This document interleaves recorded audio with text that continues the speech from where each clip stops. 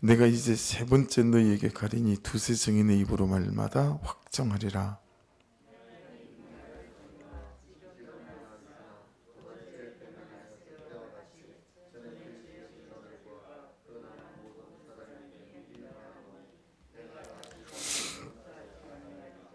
이는 그리스도께서 내 안에서 말씀하시는 증거를 너희가 구함이니 그는 너희에게 대하여 약하지 않고 도리어 너희 안에서 강하시니라.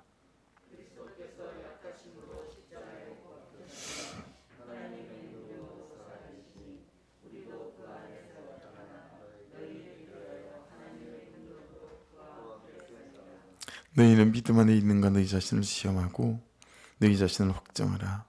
예수 그리스도께서 너희 안에 계신 줄 너희가 스스로 알지 못하느냐. 그렇지 않으면 너희는 버림받은 자니라.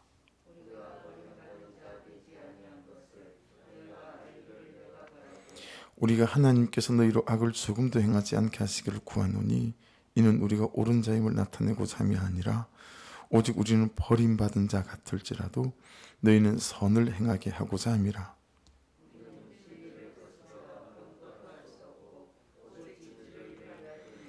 우리가 약할 때에 너희가 강한 것을 기뻐하고 또 이것을 구하니 곧 너희가 온전하게 되는 것이라. 그러므로 내가 떠나 있을 때에 이렇게 쓰는 것은 대면할 때에 주께서 너희를 넘어뜨리려 하지 않고 세우려 하여 내게 주신 그 고난을 따라 음하지 않게 하려 함이라. 아멘. 강구가 하나 있습니다.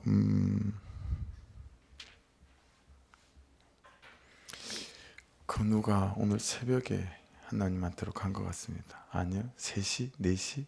오후 3시? 오후 3시 그래서 연락이 왔어요. 조금 전에 예배 직전에 5분 전에 연락을 받았는데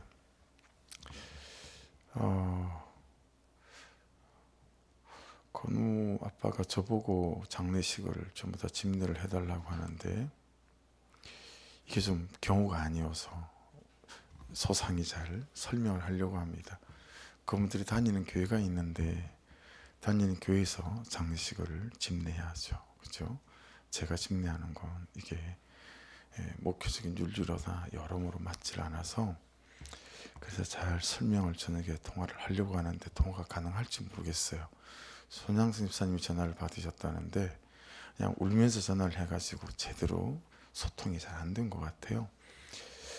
그래서 좀 예배 직전이어가지고 새벽 예배를 마치고 부지런히 달려가서 예배를 한번 드리고 오는 게 맞을지 아니면 저녁에 가서 예배를 좀 같이 드려주고 오는 게 맞을지.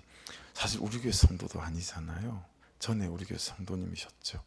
근데 벌써 연천으로 이사 가신 지가 뭐 1, 2년이 아니니까. 근데 계속 저희가 그렇게 왕래가 있고 또 교제하고 심은영 성도님 우리 교회에서 좀 예수님을 믿었죠? 아닌가요?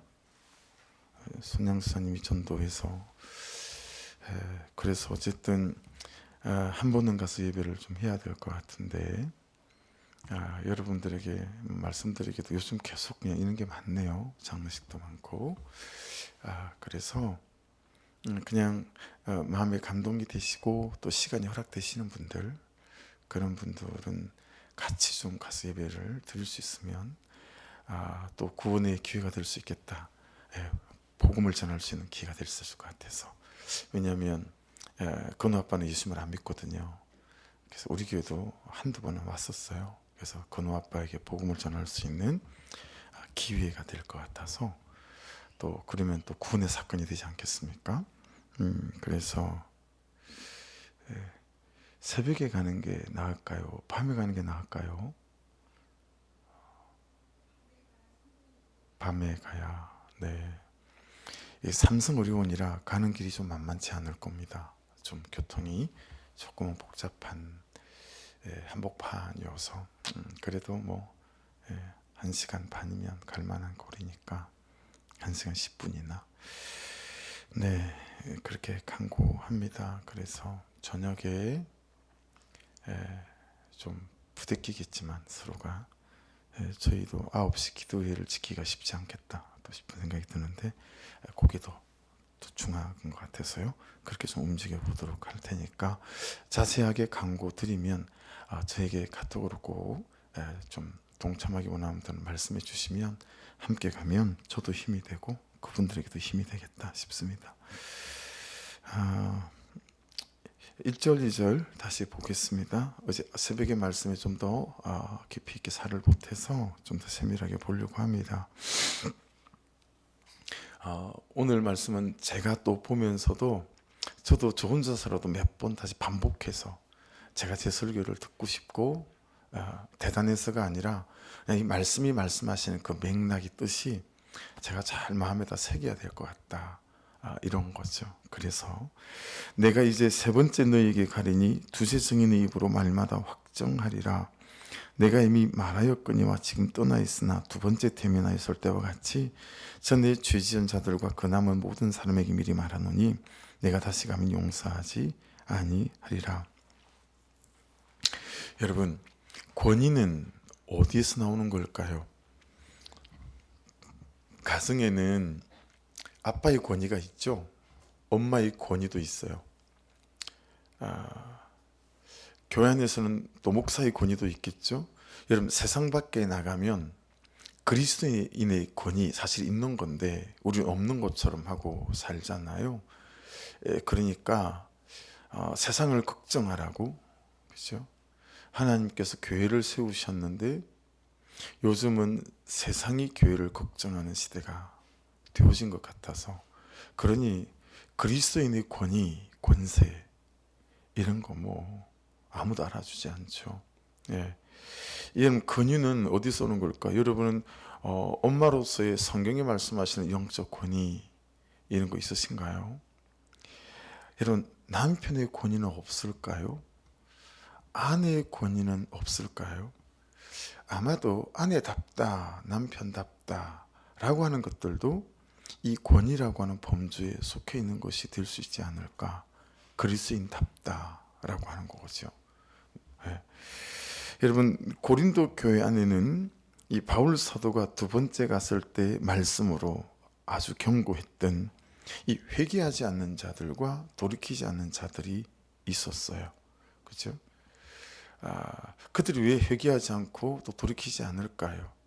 계속 바울 사도의 사도성에 대해서 이 사람들이 의심하는 거죠. 비꼬고 그리고 우습게 여기는 거죠. 여러분, 잘 보셔야 합니다. 이 고린도 교회 안에 있는 이 사람들의 태도, 이게 사실은 순전히 저와 여러분의 태도일 수 있거든요. 하나님의 말씀에 대한 권위를 인정하지 않는 것들도 그럴 수 있고요. 하나님의 교회에 대해서 권위를 인정하지 않는 것도 그럴 수 있고요. 여러분보다는 제가 좀 더 이런 일에는 선수일지 않을까 싶을 만치 저도 그냥 하나님 그분을 믿고 그분을 신뢰함으로 그분이 세우신 사람들을 그분들의 권위를 인정하고 들어가야 되는데 그렇지 않을 때가 있어요. 그래서 그냥 선배님들, 목사님들 어떤 모임에는 죽어도 두 분 다시는 가기 싫어하고 그냥 그분들의 입에서 나오는 말들 안에서 참 복음과 다르다, 성경과 다르다 싶으면 그냥 두 분 다시 상종하지 않는 이런 모습들을 또 제가 보게 되는 거예요. 그래서 이 고린도 교회 안에 있는 이분들의 모습과 내 모습이 뭐 별 차이가 있을까? 라고 또 동일시 되어지는 그런 깨닫게 되는 바가 있습니다.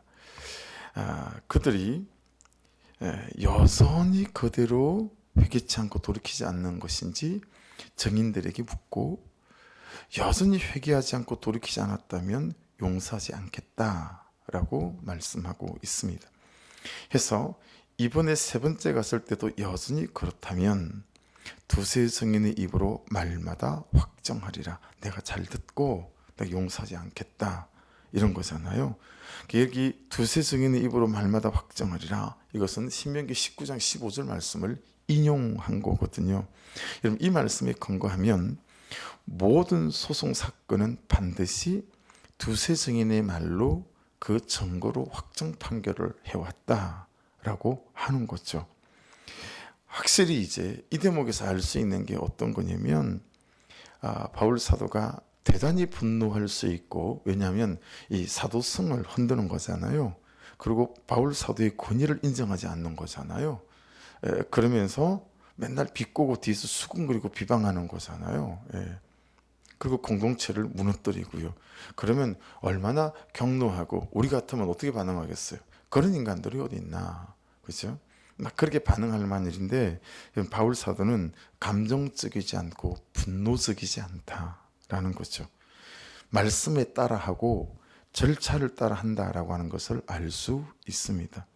이성적이고 합리적인 것이 절대 따라오지 못하는 말씀적이다 라고 하는 거죠. 여러분, 권위는 어디에서 나옵니까? 말씀에서 나옵니다. 더 정확히 말하면 말씀을 따라가는 삶에서 권위가 나오고요, 말씀을 내 삶에 적용하는 그 몸부림치는 삶에서 영적 권세가 나오는 줄로 믿습니다. 그래서 아버지의 권위든 어머니의 권위든 어떤 권위든 말씀에서 나온다라고 하는 거예요. 말씀을 따라가는, 그 순종해가는, 몸부림쳐가는 그 삶에서 이런 권위가 나오게 된다라고 하는 거죠. 그래서 여러분, 히브리서 4장 12절에는 이리 말씀하시잖아요. 하나님의 말씀은 살아있고 활력이 있어 좌우의 날선 어떤 것보다도 예리하여 혼과 영과 골수와 관절과 골수를 찔러 쪼개기까지 하며 또 마음과 생각과 뜻을 판단하나니. 여러분, 말씀 자체가 그렇단 말이에요. 그런데 그 말씀을 붙잡은 사람들은 어떠하겠습니까? 그렇죠? 2번을 경고했을 만큼 긴 시간을 받아내 주었죠. 그런데 이런 것을 이용하는 사람들도 많죠. 순간의 감정과 혈기에 이끌려서 감정의 싸움판, 분노의 싸움판 만드는 사람 많죠. 그렇죠? 여러분, 바울 사도는 철저히 말씀을 따라하고 정인들을 따라한다라고 하는 것을 알 수 있습니다. 이 순간의 감정과 혈기에 이끌려서 막 내 관계나 가정이나 이런 곳을 분노의 싸움판을 만드는 사람들의 특징은, 새벽에도 말씀드린 것처럼 상대방의 말과 행동을 이유로 삼죠. 태도를 이유로 삼아서 자신의 분노와 혈기를 정당화합니다. 여러분, 이 범주, 이 부분을 저와 여러분이 잘 보고 또 훈련받아야 되겠다라고 하는 것입니다. 분노할 만한 하다는 거죠. 왜냐하면 저 사람의 말이, 저 사람의 태도가 이렇게 내가 충분히 분노할 만하고, 그리고 이렇게 막 싸울 만하고, 그게 항상 우리의 핑계이지 않습니까? 근데 여러분, 바울 사도는 그렇게 하지 않아요. 말씀적이다라고 하는 것입니다. 감정과 혈기가 이 하나님의 일들을 방해하지 않도록. 그래서 저와 여러분이 그냥 한 번에 2달에 참 받아내었던 삶을 그냥 엎어버리는 경우가 그런 거잖아요. 막 혈기. 하여튼 아무리 내가 잘했어도 혈기 부리면 지는 싸움이 되죠. 아무리 오래 받아냈어도 내가 분노하게 되면 그 순간 그냥 지는 싸움이 되어지는 거. 그래서 참 말씀을 따라가며 저와 여러분이 주시는 은혜가 있는 것 아닙니까? 이 말씀을 보면서 참 맞다라고 고백할 수 있는 것은, 이제 서서히 우리가 말씀에 물들어 가면서 참 혈기가 빠지고 감정이 빠진 상태에서 내가 분노할 수 있는 사람이 되어서 간다라고 하는 거예요. 이게 참 은혜 아닙니까? 분노는 해요. 어떻게 화가 안 나겠습니까? 여전히 화도 나고 짜증도 나죠. 근데 그 분노와 짜증 가운데 여러분, 감정이 빠지고요, 막 이런 게 혈기가 빠지고, 그냥 내가 그 문제에 대해서 내 화와 내 분노를 말할 수 있는 이제 사람이 되어서 간다라고 하는 것을 보면서, 권위를 다른 데서 찾지 않고 이 말씀이 주시는 권위가 우리의 삶의 권위를 지켜주신다라고 하는 것에 대해서 저와 여러분이 잘 깨닫고 훈련되어지는 바가 있기를 주의 이름으로 축복합니다. 3절 말씀해 보십시오. 이는 그리스도께서 내 안에서 말씀하시는 증거를 너희가 구함이니 그는 너희에게 대하여 약하지 않고 도리어 너희 안에서 강하시니라. 이 말씀을 굉장히 여러 번 읽어보게 되어졌어요. 저는 이는 그리스도께서 내 안에서 말씀하신 증거를 너희가 구함이니 그는 너희에게 대하여 약하지 않고 도리어 너희 안에서 강하시니라. 이게 굉장히 씹어도 묵상해도 계속 단맛이 나오는 그런 말씀인 거예요.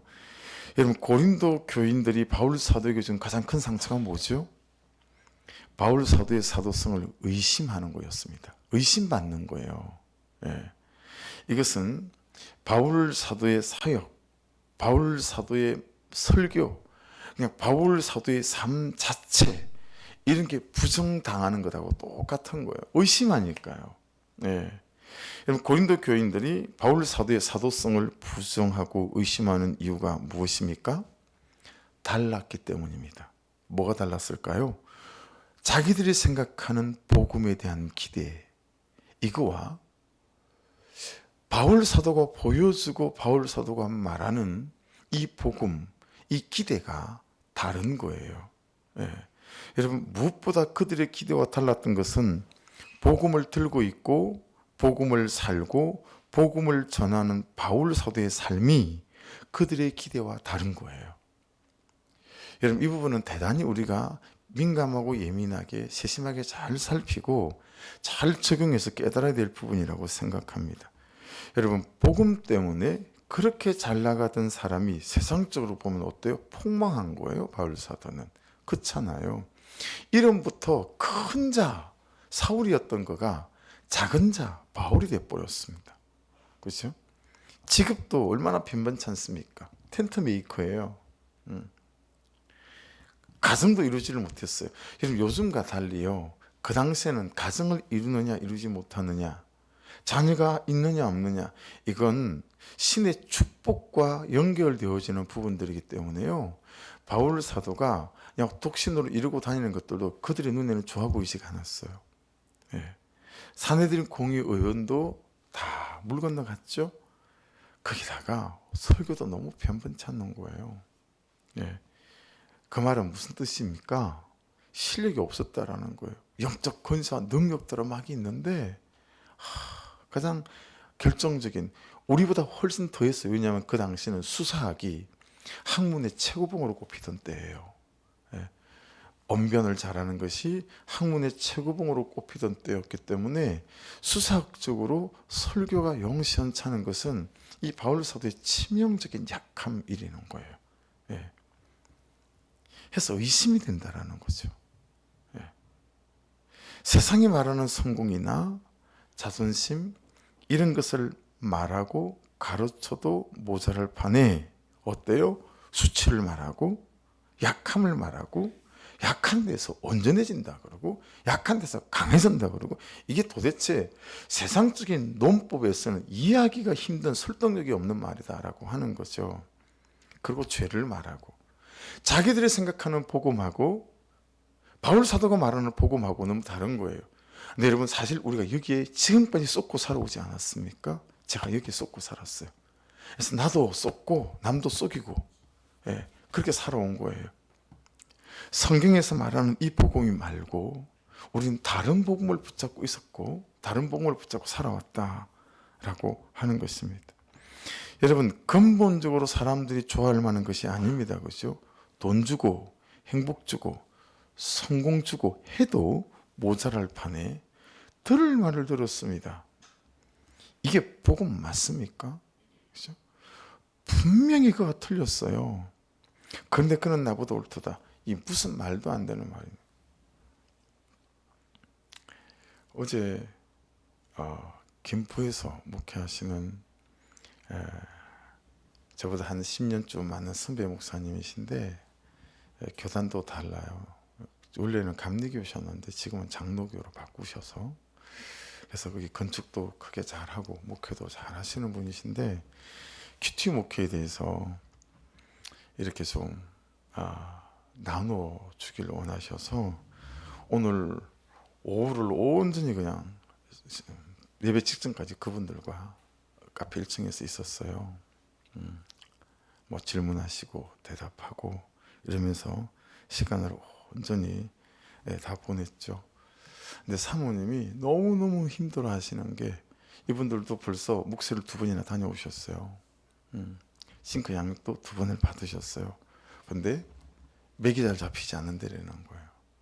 제일 사모님이 힘들어 하시는 게 뭐냐면, 분명히 저 사람이 틀렸는데 그는 나보다 옳다를 해야 된다는 게 이해가 안 된다는 거예요. 이해가 논리적으로 그가 틀렸는데 왜 그는 나보다 옳다고 해야 되는지 모르겠다. 이게 너무 힘드시다라는 거예요. 우리가 여러분 다 거쳐온 과정들 아니겠습니까? 그렇죠? 있을 일이 있었습니다. 사고가, 사건이, 아픔이, 눈물이 없자고 비나이다 비나이다 하는 거 아닙니까? 그렇죠? 그것 때문에 비나이다 비나이다 하지 않습니까? 그런데 이건 뭐 사고가 나고 사건이 생기고 아프고 힘들고 손해보고 상처투성인데 있을 일이 있었습니다 라고 하니 이게 복음이 맞냐라고 하는 거죠. 여러분, 이런 갈등들이 우리에게 있지 않았습니까? 충분히 의심할 만하지 않냐라고 하는 거죠. 이런 의심하는 자들이 고린도 교회 안에 가득했다라고 하는 것입니다. 바울, 그가 그리스도께서 바울 그 안에 역사하시고 말씀하신다면 그는 약함을 가지고 살 수는 없다라는 거예요. 이게 인정이 되지 않는 거예요. 복음이 어떤 건데 그 복음을 가지고 복음을 살고 그 복음을 전하는 바울의 삶을 보면 도무지 그도 인정이 안 되지만 복음도 인정이 안 된다라고 하는 거죠. 복음은 강해야 되는데, 복음은 부해야 하는데, 복음은 빵빵하고 성공해야 하는데, 이 바울의 삶을 쳐다보면 지지리도 부족하고 모자라 보이고 그냥 그는 삶 앞에 초대받고 싶지가 않다라고 하는 거죠. 그래서 여러분, 복음은 그런 복음이 아니다라고 말하는 것이 언뜻 보면 그게 믿음 같으나 이게 기복이다라고 하는 거.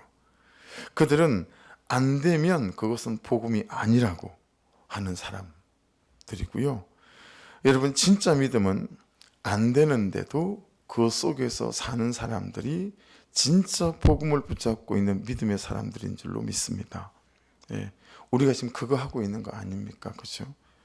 여러분, 다윗은요, 광야와 싸우고 광야가 싫어서 광야를 저주로 여기고 오로지 일생일대의 삶의 목표가 이 지긋지긋한 광야를 벗어나는 게 아니었습니다. 그렇죠? 여러분이 다윗의 삶을 알지 않습니까? 그냥 다윗은 광야를 살았습니다.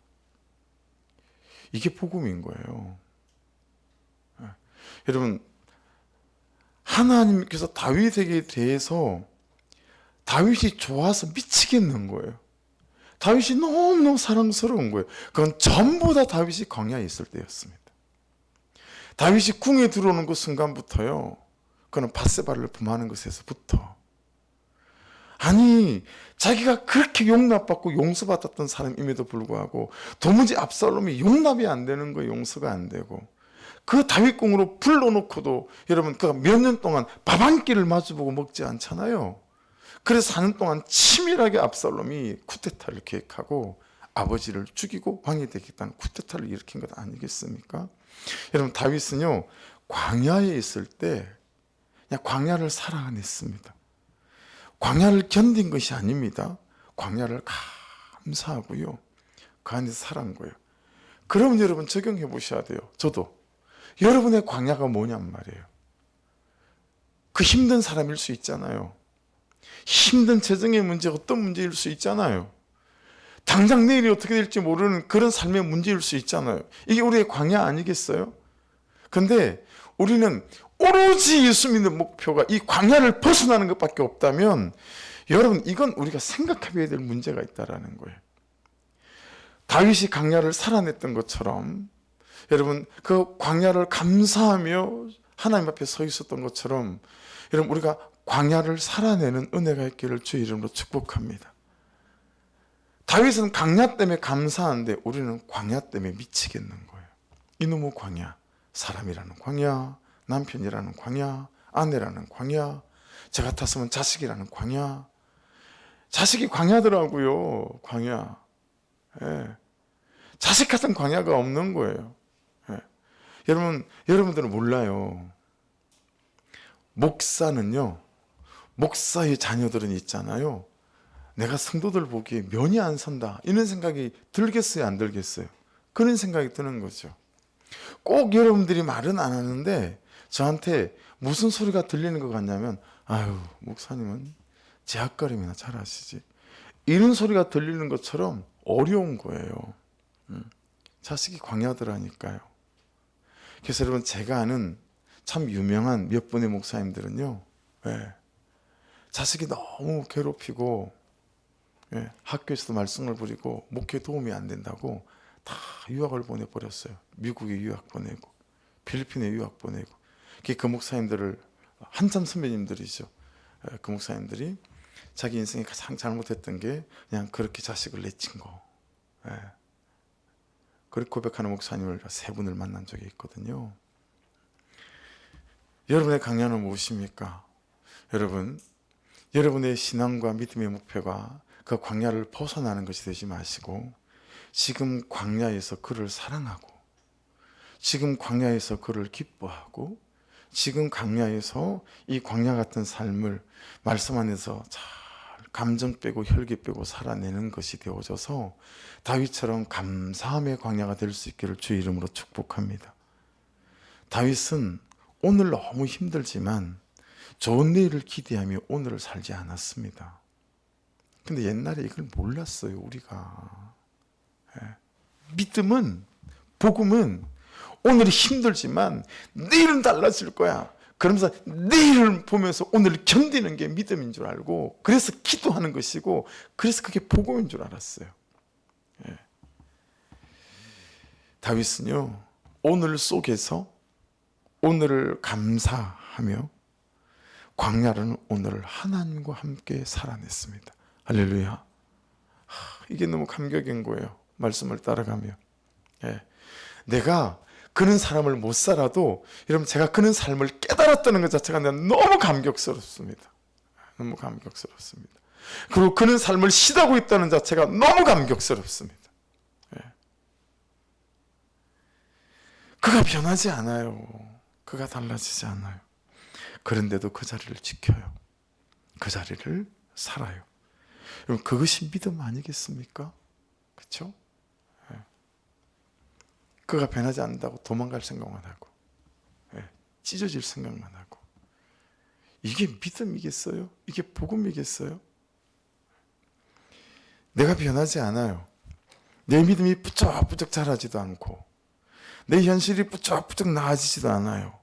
그런데 그거 관계없어요.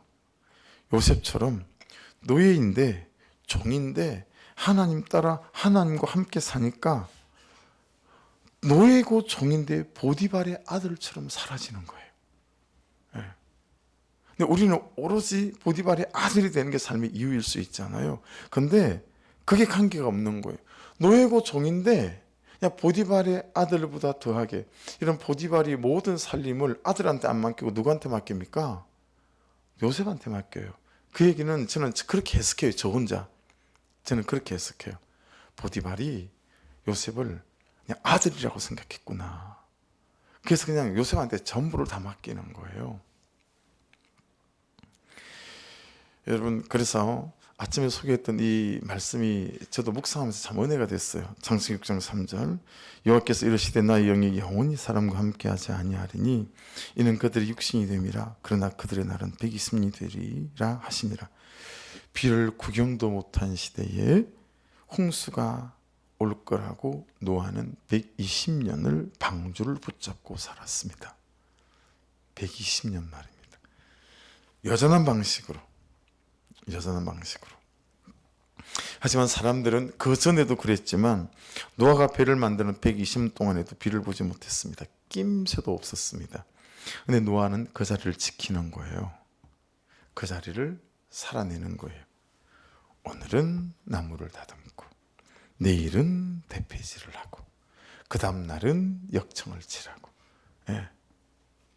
그냥 말씀이 말씀하신 약속을 붙잡고 오늘 내 삶에서 내가 할 일들을 여전한 방식으로 감당해내는 거예요. 예. 사랑하는 여러분, 저와 여러분이 그냥 오늘을 말씀으로 잘 살아내시는, 여전한 방식으로 살아내시는 그런 저와 여러분 될 수 있기를 주의 이름으로 축복합니다. 근데 우리도 이제 사람이니까 때때로 막 스트레스 쌓이고 할 때 목장에서 토해내시기도 하시고, 그죠? 목장에서 한 번씩 바람 쐬면서 좀 털어내시기도 하시고 그런 건 있어야 되겠으나, 우리의 격려는, 우리의 서로의 겉면은, 우리의 최고의 박수 칠 일은 여러분 여전한 방식으로 그 여전한 삶 속에서 여전히 살아내는 그 사람이 우리 영웅입니다. 할렐루야. 그 사람이 우리의 영웅입니다. 우리 교회는 적어도 그 사람이 영웅이어야 합니다. 예. 그래서 우리는 막 사회적으로 대단한 사람을 존경하거나, 예, 그 사람이 아니라 그냥 아니저런 형편에서, 예, 예, 그런 형편에서 거기서 살아내는 그 사람, 예, 이게 우리가 생각한 우리 영웅이어야 되겠다라고 하는 것입니다. 고린도 교인들이 생각할 때 그리스도께서 바울을 통해 말씀하신다면 마땅히 바울은 강한 모습을 보여줘야 한다라고 생각하는 거예요. 강한 사람이어야 된다는 거죠. 하지만 그들이 보기에 바울은 강한 모습이 없었어요. 그래서 그들은 바울을 의심했습니다. 다른 사람들이 나를 의심하는 것보다 몇 배는 더 힘든 게 뭐죠? 나를 죽이는 완전한 의심은 내가 나를 의심하는 거 아니겠습니까? 그렇죠? 이게 맞나? 이렇게 사는 게 맞나? 하나도 달라지는 게 없는데 라고 하는 것입니다. 자, 말씀을 보십시다. 그는 너희에게 대하여 약하지 않고 도리어 너희 안에서 강하시니라. 할렐루야. 여러분, 우리의 약함이 있을 때, 그 약함 속에서 그리스도는 강함을 드러내시는 줄로 믿습니다. 여러분, 이게 잘 해석되어지니까 삶에 적용될 때는요, 배가 능력이 나타나는 것 같아요. 지금 이건 말씀이잖아요. 깨달아지는 거잖아요. 근데 내 삶에 최근에 여러분 이런 일이 있었어요. 와, 정말 힘이 될 것 같고, 예, 정말 막 그런 것 같았단 말이에요. 근데 그게 그냥 하루아침에 쑥 떠나가는 것 같단 말이에요.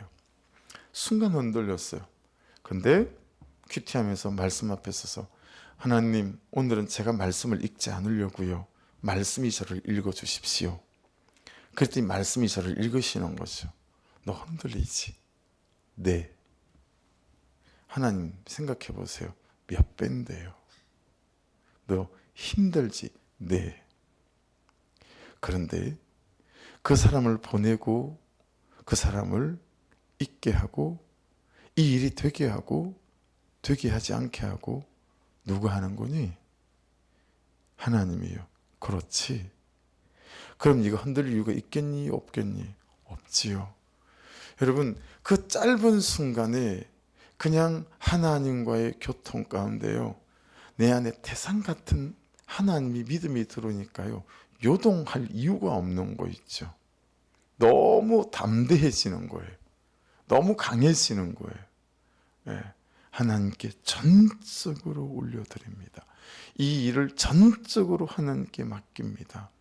이런 거 되는 거 있죠.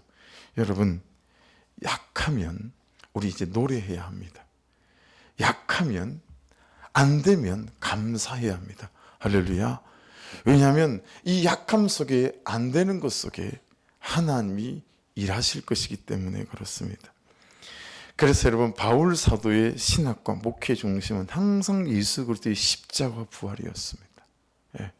약해서 십자가에 죽은 것 같았지만 사실은 부활은 그 모든 것을 뒤엎어버리는 하나님의 능력이 되지 않았습니까? 할렐루야. 그래서 예, 우리가 돈을 좋아하는 이유, 새벽에도 나눴던 말씀이에요. 예, 돈을 좋아하는 이유. 뭐 퍼떡퍼떡 내가 원하는 대로 내 삶을 바꿀 수 있기 때문 아니겠어요, 그죠? 예, 뭐 사고 싶은 거 탁탁 사고, 예, 뭐 금방금방 뭘 바꿔낼 수 있어요. 말씀을 따라 사는 삶이 어려운 이유는 무엇이겠습니까? 믿음이 어려운 이유는 무엇이겠습니까? 여러분, 이게 퍼뜩퍼뜩 나를 바꿔놓지 않아요. 퍼뜩퍼뜩 그 사람을 바꿔놓지도 않고 현실을 바꿔놓지도 않습니다. 그런데 진짜 예수를 만나면 어떻습니까? 그 퍼뜩퍼뜩 바뀌지 않는 그 현실이 감사가 되고, 그 안에서 세상에서 주지 못하는 희한한 스릴이 있어요. 말씀을 따라가며 그분이 일하시는 것들을 보고 그 안에서 누리고, 이런 거죠. 그래서 다시 부탁합니다. 교회 안에서는, 우리 교회 안에서는, 우리 소마의 교회 안에서는 여러분, 성공을 판단하는 기준이 이런 것이어야 하겠다라는 것입니다. 120년이 돼 가는데도 하나도 안 변해요. 그런데 그 현실 속에서 여전한 방식으로 사는 사람, 그 사람과 살아내는 사람, 이 사람이 진짜 성공한 사람이다. 할렐루야. 교환해서 찾아서 이런 사람을 이제 상 주십시다. 이런 사람을 잘 보고 계시다가 이런 사람을 찾아가시고, 120년이 돼 가는데도 하나도 안 바뀌는데도 지치지도 않아. 여전한 방식으로 그 삶의 자리에 잘 서 있는 그 사람들을 찾아내서 격려하고, 상 주고, 그게 맞다 싶습니다. 그리 보면 말씀을 정리할게요. 우리가 할 말은 이 말이다 싶어요. 내가 사랑이 안 됩니다 라는 말, 이 언젠가 한번 말씀드렸던 것 같아요. 내게 사랑할 만한 사랑이 없습니다 라고 하는 거. 여러분, 십자가 지는 사랑이 없이 십자가 지는 적용만 있어서 이렇게 생색이 나고 힘들고 무거운 건 아닐까 묵상이 되더라고요. 십자가 질 만한 사랑이 없어요. 그런데 십자가 지는 적용만 하려니까 생색밖에 안 나요. 생색밖에. 내가 이렇게까지 하는데.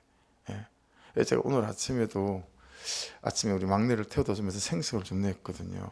큐티 하자 그랬더니 반응이 없어요. 큐티 안 했니? 반응이 없어요. 그래서 야, 너 계약이 틀리다. 아침에 꼭 이 시간 달리는 지성소로 딱 가면서 서로 큐티 나누기라고 아빠가 태워주는 건데 이러면 계약상 위반이다 이거. 그랬더니 뭐라고 하는지 막 부시렁부시렁 하면서 이제는 몸까지 쑥 비틀어요. 그러면서 몇 절을 했더라요. 안 한 건 아니에요. 본 한 구절을 말을 하고 그냥 진짜 딱 한 줄로 그렇게 하고 마는 거예요. 그러면 아빠 큐티 나눌게. 그럼 이제 듣든가 말든가 한 15분간 쭉 가면서 이제 큐티를 이제 다 나누는 거죠. 이제 걔가 들어야 될 말만 골라 가지고 이제 막 듣기 싫어가지고요. 듣기 싫어가지고 아마 제가 한 15분 했는데 2, 3분 들었을 거예요. 2, 3분 이랬다가 이랬어요. 뭔 말이 들리겠어요? 근데 설교를 듣는 분들 중에도 그런 분들이 있더라는 거죠. 쳐다보고 있으니까 다 듣는 거라고 제가 알아듣겠다고 생각하시죠. 천만에. 여러분, 여기 서본 게 지금 내가 몇 년째인 줄 아세요? 다 보여요. 지금 15% 듣는다, 35% 듣는다, 딱 압니다. 어떤 사람은 안 듣고 맨날 부인한테 삽질만 해. 우리 교회 그런 선수가 한 명 있었어요. 그래서 싸워서 저렇게 처방을 한 게 아니에요. 근데 너무 오늘 나중된 자가 먼저 될 것 같아요. 할렐루야! 긴장하셔야 돼요. 먼저 된 자들은. 나중된 자가 정말 나중된 자가 먼저 될 것 같아가지고 참 은혜가 있습니다. 좀 큐티 나누면서. 사랑하는 여러분, 창세기 29장 20절에 야곱이 라헬을 위하여 7년 동안 라반을 섬겼으나 그를 사랑하는 까닭에 7년을 며칠같이 여겼더라. 보세요. 한 사람이 한 사람을 사랑하는 힘이 어때요? 14년의 종살이를 하게 합니다. 와, 제가 사랑을 해본 적도 없는 건 아닐까라는 생각을 했어요. 이 말씀을, 이 큐티하면서 말씀을 보니까 말씀이 다 새로운 거예요. 야, 한 사람이 한 사람을 사랑하는 힘이 14년을 종살이하게 하는구나. 사랑할 힘만 있으면 이게 되는데, 이 사랑할 힘을 누가 주십니까? 우리 하나님이 주시는 줄로 믿습니다. 여러분, 7년을 며칠 같이 했잖아요. 이 며칠 같이 할 때 묘라는 단어가 에하드라는 단어인데, 히브리어로 이게 하나라는 뜻이에요. 사실은 7년을 하루같이 하겠다라는 게 되거든요. 며칠이 아니에요. 7년을 며칠같이라고 성경이 되어져 있지만, 이 묘라는 단어가 에하드인데 이게 하나라는 뜻이니까, 여러분 7년을 하루같이인데 사실은 14년을 하루같이 생각한 거죠. 적어도 야곱에게는 그랬어요. 왜냐하면 그렇게 라헬을 사랑했다라고 하는 것입니다. 그러니까 14년이 하루 같았다라고 하는 것이죠. 근데 여러분, 우리는 14년이 아니 하루가 14년 같잖아요, 그죠? 굳이 그때 고개를 끄덕끄덕 하시면, 이게 어디서 오는 차이죠? 사랑하는 까닭에, 사랑하지 않는 까닭에, 사랑이 있는 까닭에, 사랑이 없는 까닭에, 이게 전혀 다른, 어떤 사람에게는 사랑이 있는 까닭에 14년이 하루 같지만, 어떤 사람은 사랑이 없는 까닭에 하루가 14년 같은 거예요. 새벽에 눈이 와서 그 앞에 현관이 미끄러워서 막 씻어버렸어요. 벌러덩 자빠질 뻔하고, 막 집사님 먼저 막 빗자루 쓸고 있고 막 그러시더라고요. 현관 매트가 너무 지저분해서 작년 겨울까지 쓰던 걸 봄에 제가 버렸어요. 생각을 못 한 거죠. 뭐가 있겠거냐고 창고로 막 달려갔는데, 제가 생각했던 창고에 뭐 그런 게 없는 거예요. 아이고 어떡하지? 나올 때 또 누가 자빠질 것 같기도 하고, 그래서 그냥 잠옷실로 뛰어와가지고 잠옷실 이불 하나를 들고 와서 잠옷실 이불 하나를 그냥 깔은 거예요. 이불이 가치가 없어서 그런 겁니까? 안 그렇죠. 더 가치가 있는 것이 있어서 그랬던 것입니다. 그렇죠? 지금은 얼른 이제 아침에 나와서 막 여러 군데를 돌아다니다가 없어서 그냥 반았던 기억에 저 오사리 쪽에 공장이 생각이 났어요. 그래서 공장에 가서 안 판다는 거 조각으로 막 사정해서 그래서 잘라와서 이제 지금 깔아놓은 거예요. 여러분, 더 사랑하는 것이 있어서 그렇게 한 거죠. 하나님이 우리를 사랑할 만 했을까요? 그 대답은 저에 대해서는 제가 알고 여러분에 대해서는 여러분이 아시죠. 우리가 사랑할 만 했겠냐고요. 그렇죠? 당신의 아들의 목숨과 제 목숨과 바꿀 만 했겠습니까? 아니죠. 사랑해서 하신 것이죠.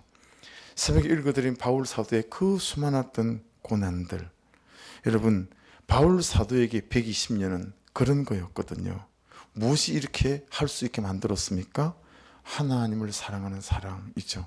아니, 자기를 사랑해 주신 그 하나님의 사랑이 자기 또한 하나님을 사랑하는 사랑이 되어진 거 아니겠습니까? 그죠? 그것이 바울 사도의 그런 삶을 만들어낸 것 같습니다. 사랑하는 여러분, 하나님 그분이 사랑했으면 우리의 모든 약한 것이 하나님 그분께서 우리 안에 그리스도가 들어오셔서 우리를 강하게 하시는, 하나님 그분의 권세와 능력이 드러나는, 하나님의 오른손에 붙잡힌 물맷돌 같은 그런 사람이 되어질 거라 확신합니다. 그러니 안 되고 모자라고 하는 것들에 관계없이 120년이라도 여전한 방식으로 오늘은 대표질하고 내일은 역정치하고 하는 것처럼, 여러분, 약함이 강함이 되어지는 이 그리스도가 들어오는 이 여전한 방식 앞에 저와 여러분이 잘 헌신되어지셔서 여러분의 삶 속에서 하나님의 그 크심들이 드러나는 은혜가 있기를 주의 이름으로 축복합니다. 우리의 복음은 무엇이 되거나 있거나 가지는 것이 아니라 그냥 오늘 여기 부르심의 부르심 안에서 그는 나보다 옳도다 하며 참으로 주님을 영화롭게 하는 삶으로 살아가게 될 때 어느 순간 하나님이 우리에게 주시는 영적 권위가 있어서 사단의 권세를 굴복시켜가고 어둠의 권세를 굴복시켜가며 영혼을 살리고 사람을 세우는 사람, 그래서 어느 순간 여러분의 뒤에 참 여러분으로 말미암아 살아난 한 사람 두 사람들이 줄을 서가는 놀라운 인생이 되어질 줄로 믿습니다. 기도하겠습니다. 말씀 붙잡고 같이 기도하십시다.